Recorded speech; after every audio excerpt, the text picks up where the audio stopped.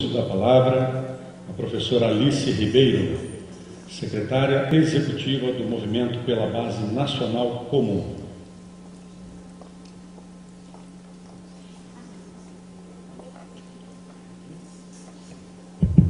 Bom dia a todas e a todos. Em primeiro lugar, gostaria de agradecer a oportunidade de estar aqui hoje e de conversar com vocês da área da matemática. Agradeço muitíssimo pelo convite, pela oportunidade. Infelizmente não é possível conhecer cada um de vocês, mas eu gostaria de entender um pouquinho mais quem está nessa sala. Então, eu vou pedir a vocês o seguinte: quem aqui já atua como professor de matemática na educação básica no país? Pode, por gentileza, se levantar, se for possível? Opa! Esses são os que já atuam. Perfeito. Quem atua no ensino médio, por gentileza, pode ficar de pé? Tá. Quem atua no ensino fundamental 2? Legal. No ensino fundamental 1? Nossa! Tem alguém atuando na educação infantil também? Educação infantil, perfeito. Eu gostaria de saber quem está se preparando para se tornar professor de matemática. Ainda não é. Tá ótimo. Perfeito, pessoal, muito obrigada. Eu acho que é um jeito rápido de ter uma visão geral de quem está nessa sala. E é fascinante ver muita gente que já está em sala de aula, então acho que muito do que eu vou, inclusive, dizer aqui, vocês sabem melhor do que eu, mas é um pouquinho uma informação e uma visão sobre a questão da construção de uma base curricular nacional para o Brasil, sob a lente da sociedade civil. Então, algumas questões, já até agradeço ao Elcio por ter colocado, facilitou minha vida e me adiantou meu trabalho aqui. Então, a lente com a qual eu vou falar é a lente da sociedade civil, tá certo? Bom, eu sou secretária executiva do Movimento pela Base Nacional Comum. Esse movimento, desde 2013, vem trabalhando para pensar em como deveria ser construída e trazer insumos para esse debate da construção da Base Nacional Comum. E esse grupo, ele é bastante plural e diverso. Nós contamos hoje com cerca de 60 pessoas e instituições. A Fundação Lehman é uma dessas 60, mas nós temos também outras fundações como o Instituto Natura, Todos pela Educação, pessoas que estão na gestão estadual e municipal hoje no país, na gestão da educação, pessoas que estão no Conselho Nacional de Educação, na Câmara dos Deputados. Enfim, é um grupo bastante plural e diverso que há 2 anos vem discutindo esse tema. E como que a gente atua para isso? Uma das formas é elaborando e disseminando pesquisas e insumos técnicos para alimentar o debate. Hoje a gente tem cerca de 25 estudos prontos ou sendo finalizados e sendo disseminados para ajudar nesse debate. Então nós temos desde traduções de documentos de referência de outros países, até pesquisas inéditas sendo feitas no Brasil, sendo feitas sobre o que está acontecendo em outros lugares do mundo. Outra forma de trabalhar para isso é mobilizar atores em torno da causa. Então, essa é uma das razões porque para a gente é ouro em pó estar aqui hoje, conversando com vocês, conversando já com a Associação Brasileira de Estatística, a Sociedade Brasileira de Matemática, enfim, uma série de atores que tem a ver com esse tema. E, finalmente, contribuir para a preparação do terreno para a implementação da base, especialmente ao promover o envolvimento de professores, vocês, em todas as fases do processo.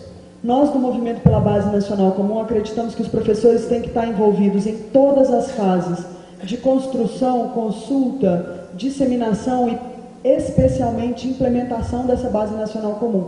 Se os professores não estiverem envolvidos desde o começo, essa base, na hora que ela chega na ponta, ela dificilmente vai ser apropriada e vai ser implementada. Então, é com muita alegria que a gente saúda a iniciativa do Ministério da Educação, dos estados e dos municípios, de terem em cada um de seus grupos de redação professores que estão na educação básica, pessoas como vocês. Bom, como que a gente acredita que essa base deve ser? Esse grupo propôs, já há 2 anos, 7 princípios gerais para a construção da Base Nacional Comum.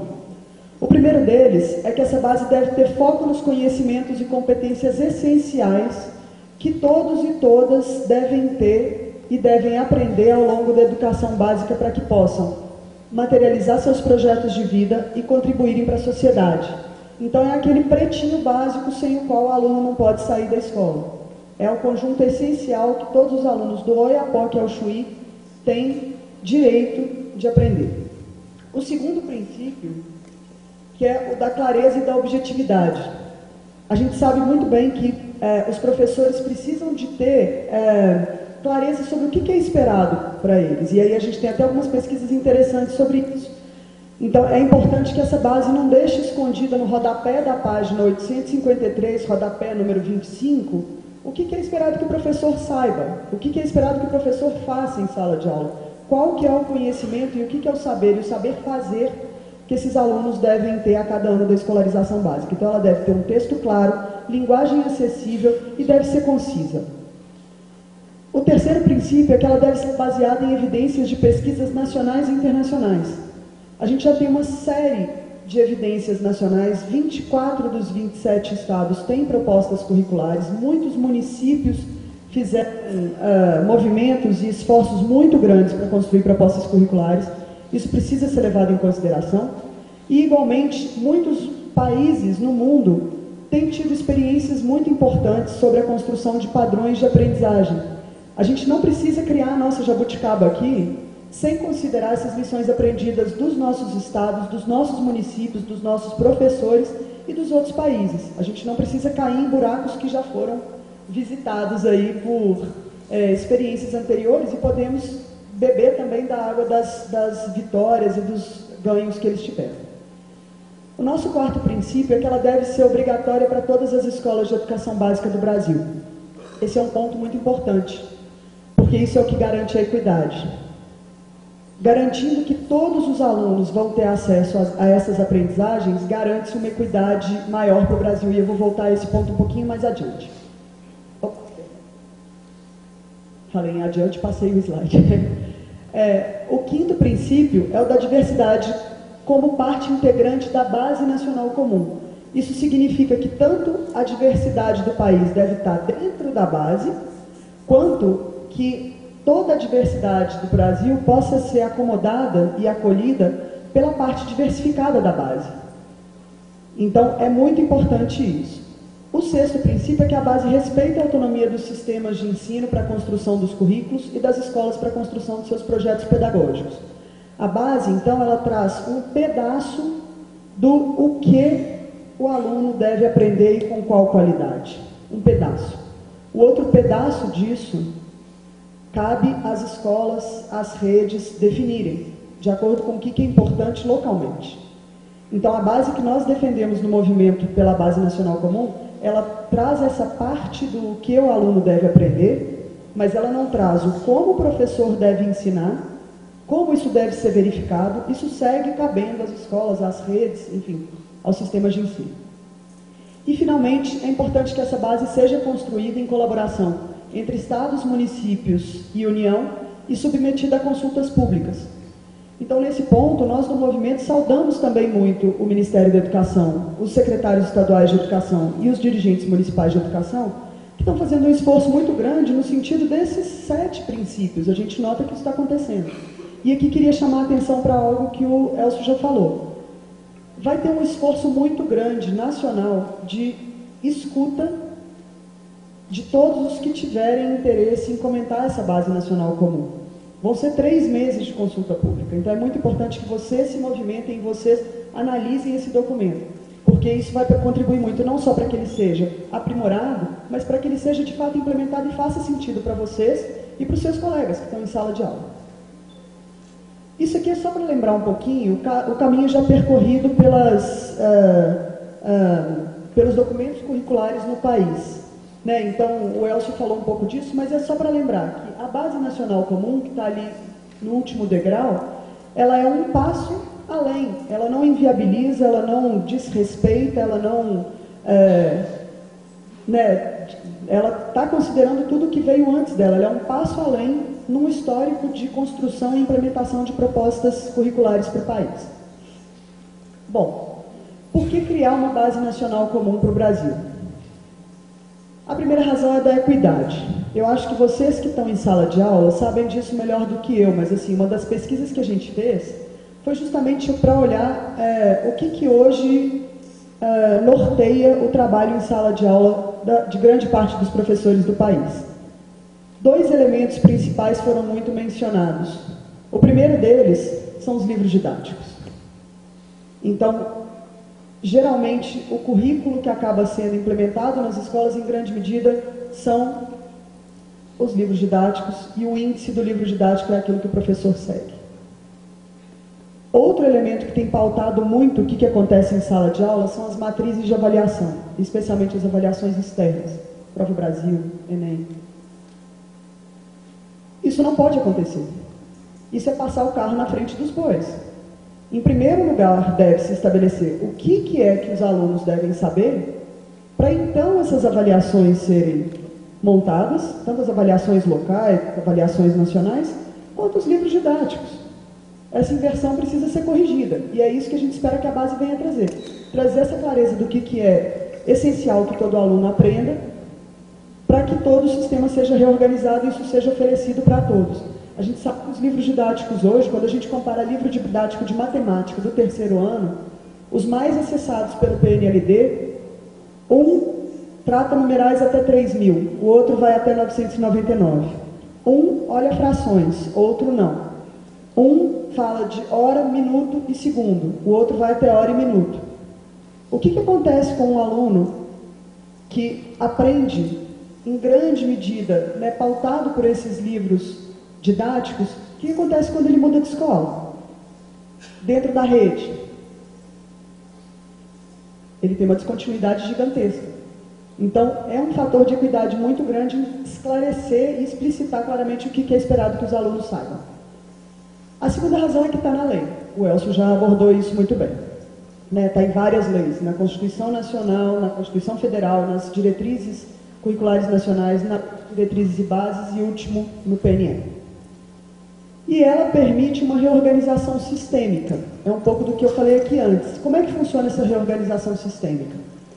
O coração do sistema educacional são os alunos.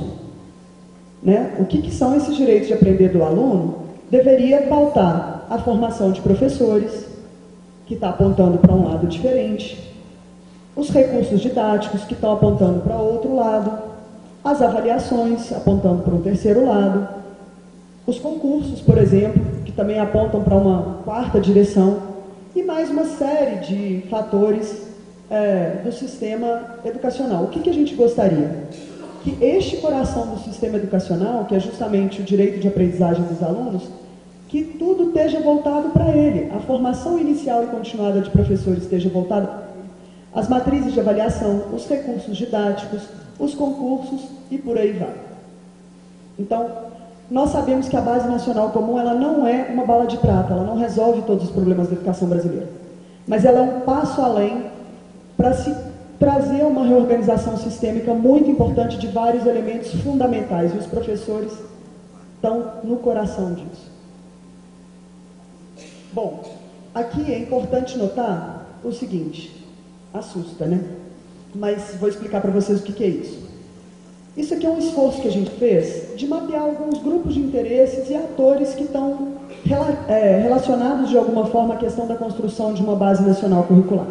Então aqui a gente tem desde o governo federal, os estados, os municípios, os conselhos de educação, o Congresso Nacional, as entidades acadêmicas e científicas, a comunidade escolar, professores especialmente, os produtores de recursos de aprendizagem, a sociedade civil e outros como mídia, entidades empresariais, entidades internacionais, enfim. Tem uma série de atores que hoje já atuam de alguma forma com relação à questão do que é aprendido nas escolas, do que é dado nas escolas. E esses atores... Ah, Jesus, o que eu fiz?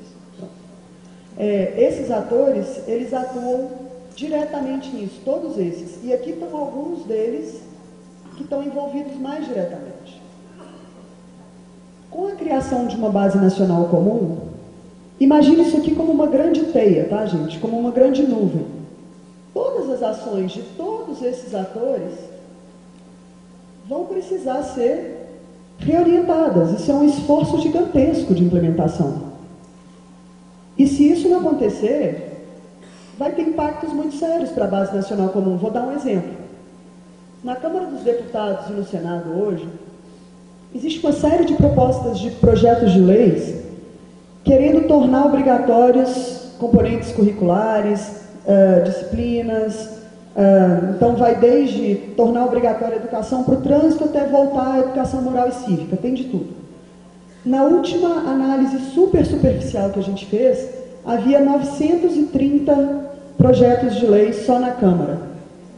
Isso significa, gente, que se isso passar, nem o ano civil seria suficiente para um menino aprender isso.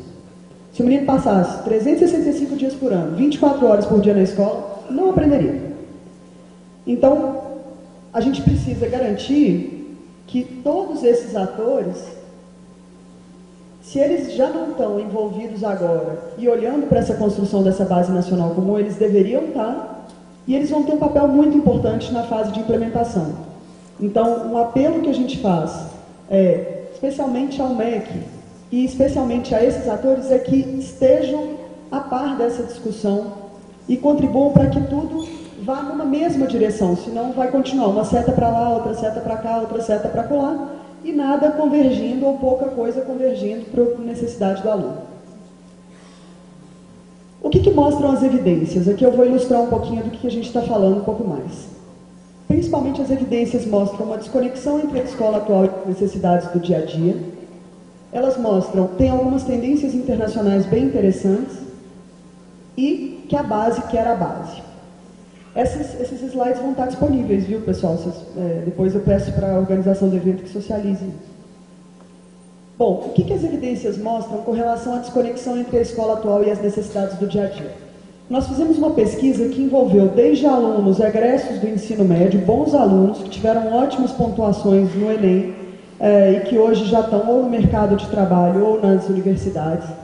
Entrevistamos empregadores, entrevistamos professores universitários e organizações do terceiro setor que trabalham com esses jovens. O que se nota é que tem uma desconexão muito grande entre o que o jovem sai da escola sabendo e a materialização do projeto de vida desse jovem. Aqui, a gente traz uma visão super rápida, infelizmente não vou ter tempo para apresentar com tanto detalhe essa pesquisa, mas isso está tudo no site do movimento que eu vou deixar com vocês. Para a área de matemática, tem algumas coisas bem interessantes. Assim, os alunos mostram, depois de já terem saído do ensino médio, e esses excelentes alunos, dificuldades com operações básicas, por exemplo, dar troco, calcular juros simples, enfim, as coisas mais básicas. Dificuldade, problemas frequentes com planilhas, tabelas e gráficos, não conseguem interpretar, não conseguem montar, não conseguem trabalhar com isso. Reclamações de professores quanto à falta de raciocínio lógico e abstrato. Dificuldades diversas com conteúdos mais complexos e percepção de lacuna na formação e educação financeira. Então, esses são alguns pontos bem amplos que a gente trouxe dessa pesquisa, e vale a pena, principalmente para a área de matemática, conhecer o que essa pesquisa traz, porque tem até algumas indicações interessantes de conhecimentos, habilidades, competências que são interessantes de serem desenvolvidos por esse aluno do século XXI e que estão fazendo falta. Uma outra pesquisa interessante é do que está acontecendo no mundo. E aqui eu vou trazer alguns dados também sobre o que está acontecendo no país. Nos países que têm se destacado em educação, Finlândia, Coreia, Japão, Austrália, Chile, nosso vizinho, né, que na América Latina tem se destacado bastante, o que no geral esses padrões de aprendizagem feitos por esses países, o que eles têm em comum? Em primeiro lugar, eles têm um foco no aluno. Então, isso é uma mudança muito importante. É uma mudança de linguagem e uma mudança de mentalidade. Né? Essas bases curriculares desses outros países, elas colocam, inclusive, os objetivos de aprendizagem em termos do que o aluno deve saber e do que o aluno deve saber fazer. E não do que o professor deve dar em sala de aula. Então, isso é uma mudança de linguagem e de mentalidade muito importante.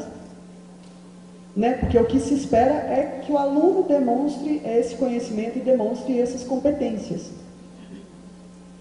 Uma segunda tendência é que os currículos esses currículos são baseados em competências, explicitam claramente o que o aluno precisa saber e saber fazer. Como ensinar, geralmente fica a critério das escolas. Então, tem países que dão um menor grau de autonomia às escolas, como é o caso de Cuba, onde se sabe que o que cada aluno vai estar fazendo na terça-feira, 9 horas da manhã, no terceiro ano em matemática, todos vão estar fazendo a mesma coisa, mas a maior parte, no geral, eles deixam a cargo dos professores das escolas e dos sistemas o que é que vai ser feito e quando para se alcançar aqueles objetivos de aprendizagem. A organização dessas bases geralmente é feita por disciplinas e tendo o ano escolar como referência. Então, embora seja super importante a questão da integração disciplinar e da integração por áreas do conhecimento, os professores se reconhecem por disciplina. Então, essa integração por disciplinas e por áreas do conhecimento, ela deve ser incentivada pela base, mas é importante que os professores se reconheçam para saberem o que fazer e o que é esperado que os alunos aprendam. Tem uma preocupação grande com a inclusão das minorias, então, diversidade é um ponto importante para essas bases. O envolvimento dos professores na construção e implementação é fator-chave para o sucesso desses documentos. E os padrões de aprendizagem, eles passam a pautar a formação de professores, as matrizes de avaliação, enfim, reorganizam o sistema em torno do que é esperado que o aluno saiba. E aqui eu trago algumas informações que estão saindo do forno no dia 26 de agosto. Alguns dados já preliminares estão compilados e são muito interessantes. Quando a gente olha para as tendências nacionais, o que a gente nota? Olhando para os currículos, as propostas curriculares dos estados, em ensino fundamental 2 e ensino médio, a gente nota que a maior parte dos estados já tem propostas curriculares. Essas propostas curriculares, elas estão em grande medida pautadas pelas matrizes de avaliação. Elas diferem bastante com relação ao grau de especificidade e autonomia conferida para os professores. E elas diferem bastante, inclusive, no grau de compactação. Tem matrizes que só colocam o que é esperado que o aluno aprenda no final do ano, e tem outras que definem mês a mês o que deve ser dado. Então, isso varia bastante. O que a gente nota, gente? Tem uma diversidade muito grande no país com relação às propostas curriculares existentes. E a própria capacidade técnica dos estados, e que dirá dos municípios, de construir essas propostas curriculares são muito variadas. Então, a gente não pode deixar que, a depender da loteria genética, da loteria de onde esse aluno nasce, que isso vai pautar o que ele vai aprender ou não. É importante que esse conjunto essencial seja oferecido para todos os alunos, e por isso é uma razão importante de olhar para o que está feito dentro do país. E há práticas excelentes, e aqui eu chamo a atenção, por exemplo, para os estados de Pernambuco, de Goiás, Rio de Janeiro, que tem tido experiências muito interessantes com relação a propostas curriculares e implementação dessas propostas, porque a gente pode aprender muito com o que está acontecendo aqui no país e com o que está acontecendo fora. Aqui é um pouco mostrando essas evidências de que a base que era a base. A gente fez uma pesquisa grande com o IBOP, com pessoas como vocês, não sei se alguém aqui foi consultado, mas é uma pesquisa que ela é representativa para todos os professores de área pública urbana do país. E o que mostra? 93% desses professores concordam que saber o que é esperado que os alunos aprendam a cada ano ajuda o trabalho do professor. 82% concordam que os currículos de todas as escolas do Brasil deveriam ter uma base comum. E esses números são muito parecidos quando a gente contata gestores municipais que falam basicamente a mesma coisa. Olha. O que a gente nota? Quem está na base quer uma base, porque os professores estão sendo cobrados e responsabilizados por algo que não foi combinado com eles, não foi ensinado para eles e não está nos livros que apoiam o trabalho deles. Então, assim, o combinado não sai caro. Com essa base nacional comum, vai ficar caro para todo mundo. Então, isso é um pouco do material que a gente tem, e no nosso site existem outros resultados de pesquisa super interessantes. Aqui eu queria chamar a atenção de algo importante para vocês, já encaminhando para o final, do que você pode fazer. Tem duas questões principais que têm sido trazidas pelas redes e pelos professores para nós. E é importante que vocês entendam isso com muita clareza. A primeira delas é a seguinte: poxa, o que eu posso fazer? Nada. Quem é que vai considerar as minhas observações? Será que se eu olhar esse documento que vai sair daqui a um mês, minhas considerações vão ser consideradas? Eu acho que sim. Eu acho que o Ministério, né, não se proporia fazer 3 meses de consulta pública para não escutar. Então é importante que essas observações sejam sim encaminhadas para esse documento que vai sair e que haja um acompanhamento de se elas foram incorporadas no produto final que vai ser encaminhado para o CNE no começo do próximo ano. E depois vai ter uma nova fase de consultas públicas com o CNE, que novamente é importante que todos participem. Então esse é um primeiro ponto. Participem e cobrem que essa participação seja considerada. O que está sendo aberto agora não é trivial, não é uma enquete com uma pergunta de múltipla escolha num site que vai ficar por uma semana. São 3 meses. Então, é muito bem-vindo e muito importante que todos participem. E a segunda parte muita gente pergunta para a gente, mas daqui a um tempo vai mudar o governo. Não vai mudar essa base de novo? Para que eu vou me esforçar com isso agora se isso vai mudar de novo? Esta é uma política de Estado e não de governo. É óbvio que essa base vai ser ajustada, currículo, como todo currículo é um documento vivo, isso precisa ser revisto, reaproximado das necessidades da sociedade, então claramente essa base vai precisar ser mudada e ajustada no tempo e no espaço sim, mas essa é uma política de Estado e não de governo. Então daqui a X anos, ou quando qualquer governo mudar, estadual, municipal, federal, esta base não muda. Então, levem isso a sério, porque isso vai pautar o trabalho de todos vocês pelos próximos muitos anos. O que você pode fazer, então? É importante que vocês reflitam e discutam sobre quais são os fundamentos, os conhecimentos e as competências essenciais na matemática. Fazer essa reflexão prévia, antes desse documento estar na rua, é muito rico, para, inclusive, vocês já terem uma régua, uma métrica, um olhar, na hora que esse documento sair, para ver, olha, isso está contemplado lá, isso aqui não está. É muito importante que vocês conheçam essa plataforma do MEC que o Elcio apresentou. Está muito rica, está muito interessante, tem materiais lá já muito importantes e que já podem ser conhecidos. Por exemplo, tem uma parte dos documentos que tem subsidiado a construção da base, que mostram o que está orientando o trabalho desse grupo de redatores. Vocês concordam com esse material? Vocês discordam desse material? O que vocês acham disso? Isso já pode ser olhado. É importante que vocês e as organizações, por exemplo, as escolas em que vocês estão, as redes em que vocês estão, se movimentem para participar dessa consulta pública que vai acontecer entre o dia 15 de setembro e o dia 15 de dezembro desse ano. E é importantíssimo que vocês se cadastrem no site do MEC até o dia 15. Esse cadastro, ele vai gerar no MEC a expectativa do volume e da qualidade das observações que vão via a Base Nacional Comum entre setembro e dezembro. Então é muito importante que vocês se cadastrem e sinalizem já esse interesse e essa intenção de comentar isso. Bom, aqui a gente levanta alguns pontos de atenção para a análise do documento. Na hora que sair esse documento em setembro, o que são alguns pontos que são interessantes de serem olhados? Vocês concordam que cada padrão de aprendizagem, objetivo de aprendizagem explicitado, por exemplo, na base de matemática, vocês concordam que cada padrão incluso é de fato essencial para se alcançar a visão de país desejado?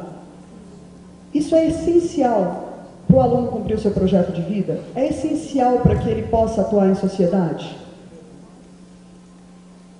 Cada padrão está alocado no ano apropriado? A progressão aqui é muito importante. Ele está expresso em linguagem simples e clara? Vocês entendem exatamente o que está colocado lá? Vou dar um exemplo, tá? De Portugal. Está lá, nos padrões de aprendizagem de Portugal, que ao final do segundo ano, cada aluno tem que saber ler uma frase de até 8 palavras, de 8 palavras em até 1 minuto. Está claríssimo. Não está dizendo qual frase é essa, como que isso deve ser ensinado, ou o que quer que seja. Mas o professor, ao final do segundo ano, ele sabe o que buscar nos alunos. Na hora que sair essa base, esses objetivos de aprendizagem vão estar claros assim?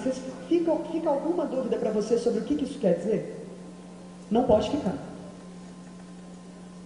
Essa base, ela traz altas expectativas e é comparável com padrões internacionais?